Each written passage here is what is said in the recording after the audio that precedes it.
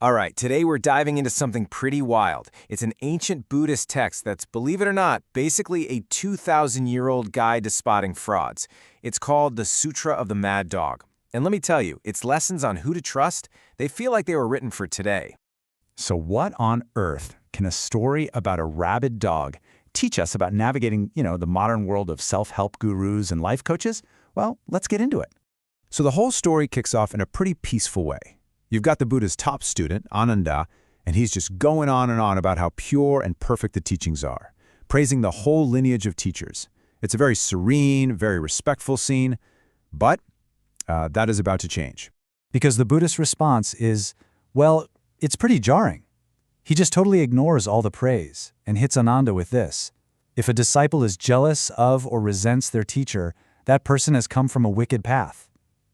Whoa. Talk about flipping the script, right? Ānanda's over here talking about purity and goodness, and the Buddha just drops this bombshell about resentment and wickedness. It comes out of nowhere. So of course, Ānanda is completely confused. He asked the question that I think we're all thinking at this point. What exactly is this wicked path? I mean, where does this resentment that seems to have no basis even come from? And this right here is where the story of the mad dog begins. So the Buddha tells this incredible story that spans lifetimes, a real deep dive into karma. Let's break it down. Step 1. A long time ago, a dog bites its master. Simple, right? A moment of aggression. Step 2. Later, that same dog sees a Buddha and feels this flash, this one moment of pure joy. Now, this part is super important. Step 3. After it dies, the dog, suffers in hell for its bad actions, paying off that karmic debt. But then, step 4. Because of that one good moment of joy, it gets a second chance. It's reborn as a human. And this is where it gets crazy. Step 5, as a human, it ends up studying with a spiritual teacher who, get this, happens to be the reincarnation of the very master it bit all those lifetimes ago. And finally, step 6, all that old karmic baggage just starts to bubble up to the surface, causing this new student to slander and resent their teacher for absolutely no reason they can understand. It's such a wild story, right? All about the hidden roots of our feelings. But just as you're trying to wrap your head around that whole idea, the Buddha's lesson takes an even darker turn. He then drops this absolutely chilling warning. Some teachers who hold my teachings actually lead their students straight to hell. Wow.